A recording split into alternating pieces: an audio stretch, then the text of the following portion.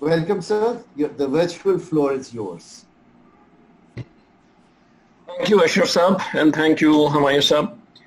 Let me begin with some broad-based comments, and then I will go specifically into what are the reforms that the government is working. First, let's just take a survey. What is happening in our power sector? Historically, our power sector has been marred by a couple of underlying structural issues. Number one, it's really a controlled monopoly by the state itself. And while we did introduce private generators about 20 years ago, all the generators are bound to sell to the state, and then it is the state that onwards sells to the citizens at retail and wholesale level. So we have monopoly issues. The tariff structures have always been cost-based as opposed to efficiency-driven. And in many cases, we've had a situation where the political dispensations have overridden economic considerations and full cost recovery has never been done.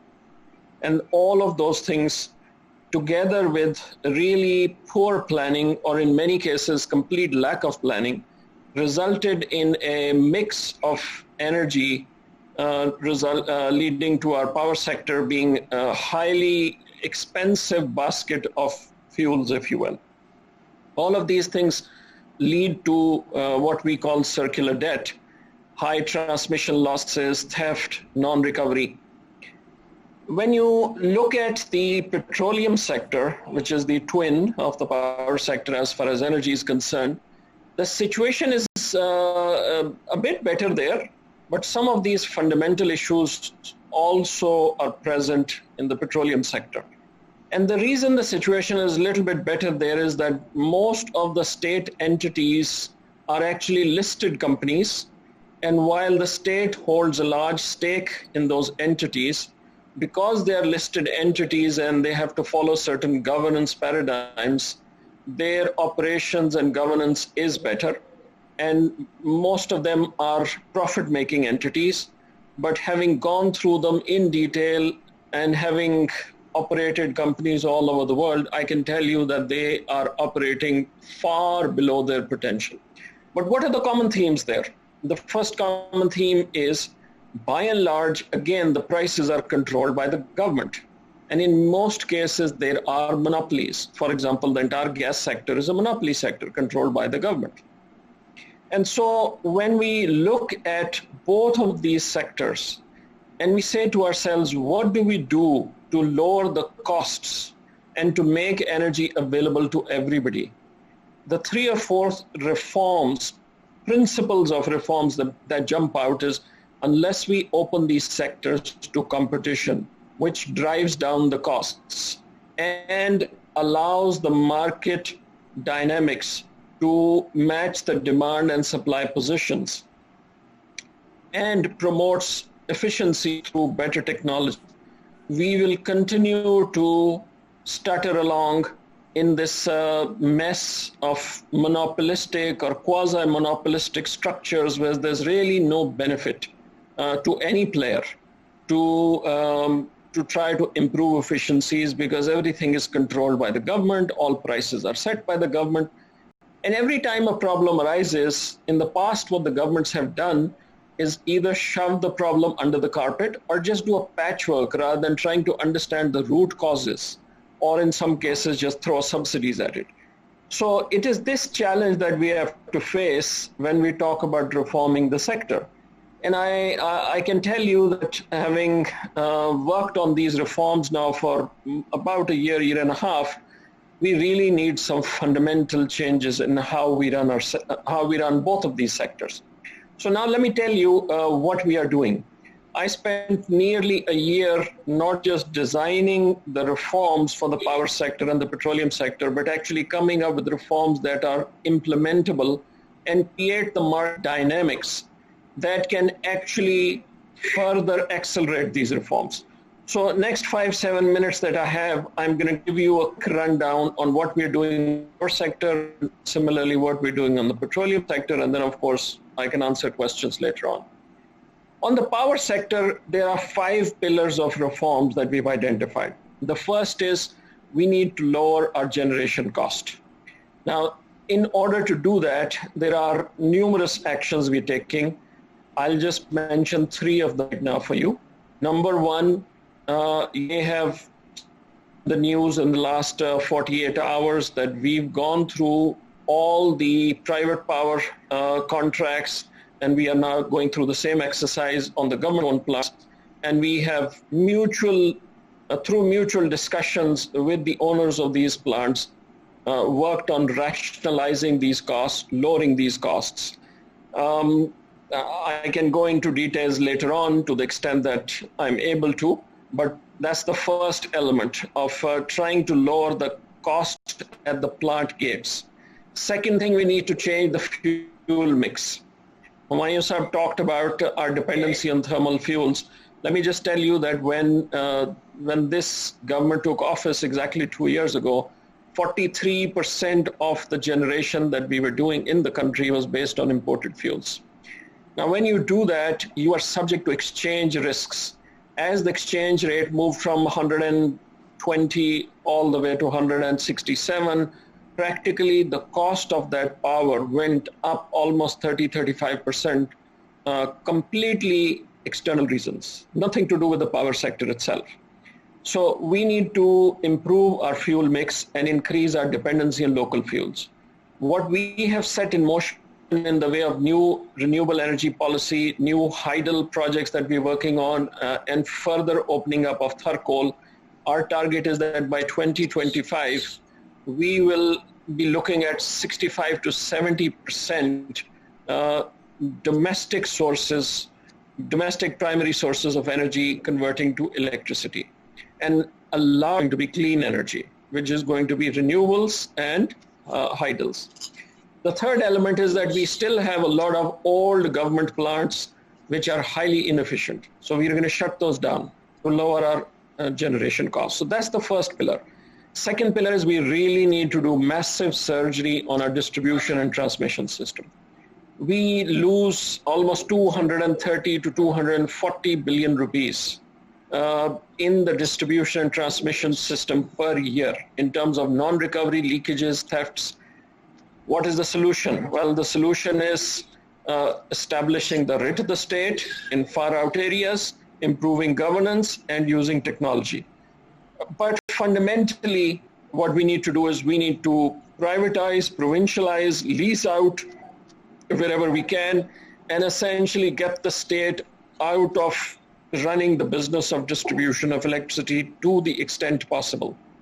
The third pillar that we are working on is really the overall operation of the sector, where to date, the situation has been that the ministry is actually directly controlling all these entities, about roughly 10 distribution companies, the generation plants, the transmission company.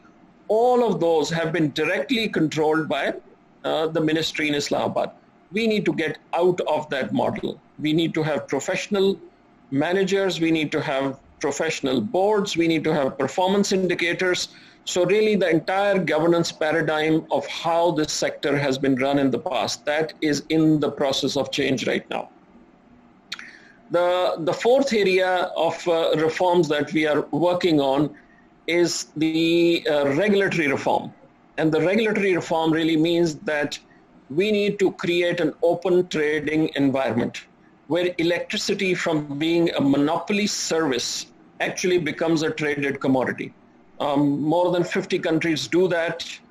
They have moved into that mode in the last 20 years.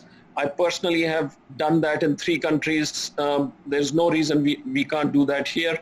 And the government is now absolutely certain that that is the only way for the future, and is working on creating an open traded model for electricity where people can sell and buy bilaterally, and the distribution companies that still remain owned by the government are buyers like just any other major buyer.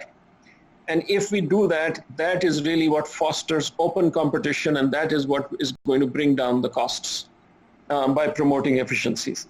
The fifth pillar I'll talk about, and then I'll move on to petroleum briefly, is that our subsidies are completely untargeted. historically what we've done is we have subsidized the rates that show up on your bills. And that effectively means that anybody who can afford to pay the full price, if they simply happen not to use enough units in a particular month, they are actually being subsidized by the state. So we need to get out of this tariff-based subsidy structure and get into a targeted subsidy structure. And there's a lot of work happening on that. The Energy Division is working with the Poverty Alleviation Division to come up with a consolidated database. We have the SAS program database right now. We are merging that with the utility databases, and we will hopefully within 1 year be in a position to target the subsidies to the people who actually need it, to adjusting the subsidies in the tariff, thereby making anybody eligible for that subsidy if they just happen to use a lesser quantity of energy in any particular month. When I explained all this in a small group headed by the Prime Minister, I gave the example that I have a large house in Lahore, and for about 6 months in the year, my gas bill, because the gas is used only for cooking, is 220 rupees. And that is a crime. We have a large segment of population that needs to pay the full cost of gas. Just to give you a sense of the subsidy built into the gas pricing system, is that about 90% of our domestic users in the country are given some amount of subsidy. 90%, that's a staggering number. 102 billion rupees a year is the subsidy that goes to domestic consumers of gas. We need to change that model. So with that, that's a nice segue for me to move into the petroleum sector. I'll just try to wrap that up in 4 to 5 minutes max. I know I'm probably already over time, but just to give you an overall broad perspective. In the petroleum sector, we have the pipelines, gas pipelines, completely government controlled, total monopoly. We've decided to split the distribution and transmission systems. We'll have one transmission system that will be open access, and the distribution companies will be broken up into smaller units, and some of them may get privatized, some of them may get provincialized, some may remain with the federal government, but effectively we need to separate the distribution and transmission systems and make the transmission open access. Anybody can bring in their gas, they can pay a toll, move their gas through the pipeline system and sell it on a B2B basis. Similarly, on the LNG side, we have completely changed the rules, and we have now allowed private LNG terminals, and we are giving them third-party access on the terminals, so anybody can bring in their own private LNG. This will be effective starting next month. Anybody can bring in their private LNG, you pay a toll and move it through the pipelines and sell it to whoever they wish. So that will again open up the market for not only further investment, but competitive pressures, which will lower the cost and lower the prices and put pressure on these monopoly companies that are today state-owned, that they cannot continue with this reckless abandon of 10, 12, 14% UFGs, which is really a misnomer for the theft and losses. The third sector on the petroleum side is the oil refineries and the midstream and downstream sector. Here again, we are completely changing the pricing models of the oil mechanisms. The prices for oil, the major oil products, are decided by the government based on what PSO's costs are. There's absolutely no reason why that should continue. So last week we got approval from the cabinet. We are moving away from PSO essentially setting the prices for the whole market to put some competitive pressure on them. We are talking to the refineries to upgrade. And again, I'm sure many of you have seen, starting 1st of September, all imports of petrol into the country will be Euro 5 standard versus Euro 2 standard. Humayun Sahab talked about smog. Let me just give you some reference points here.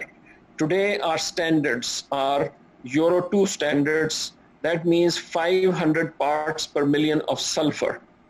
Euro 5 standard is 10 parts per million of sulfur.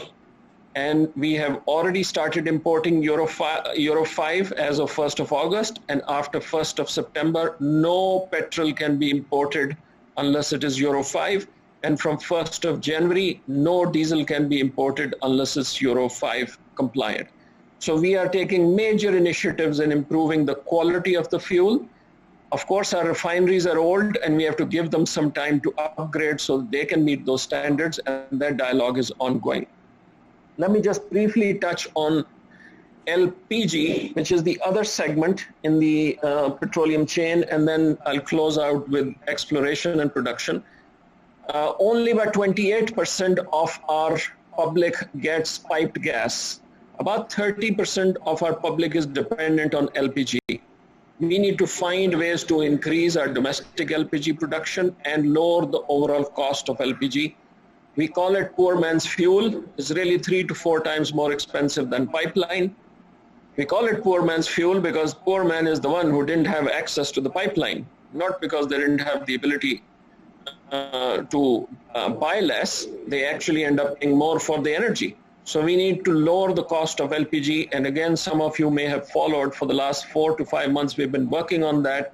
And in the next 15 days, we expect a brand new, very futuristic and comprehensive LPG policy to be announced, which will lower the cost of LPG and will make it universally available across the country.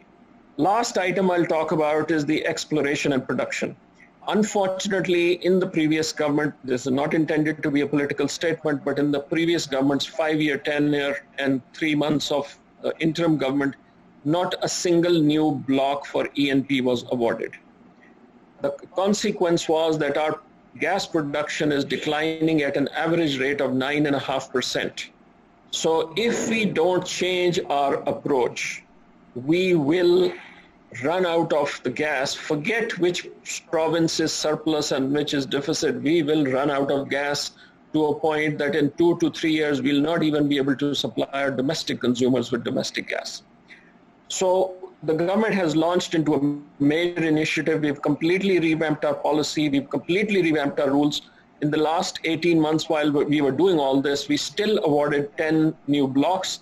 And 1st of September, we are doing an auction of 20 new blocks to be followed by another auction next year of another 20 new blocks. We need to increase our E&P dramatically if we are to reduce the costs of gas and oil for our domestic productions. And the government is working very intensively on that. And you will keep seeing new things coming out in that regard. Let me just conclude with a couple of sentences. The headline or the sub-headline of today, the conference was sustainable, affordable, and reliable. I'd like to change that a little bit. When I started working on these reforms about 1.5 years ago, we came up with a phrase, and that was SARA, Sara Pakistan. And the intent of that was that the reforms that we are going to do have to be inclusive, all inclusive for every citizen in the country. And what do those 4 letters stand for? SARA.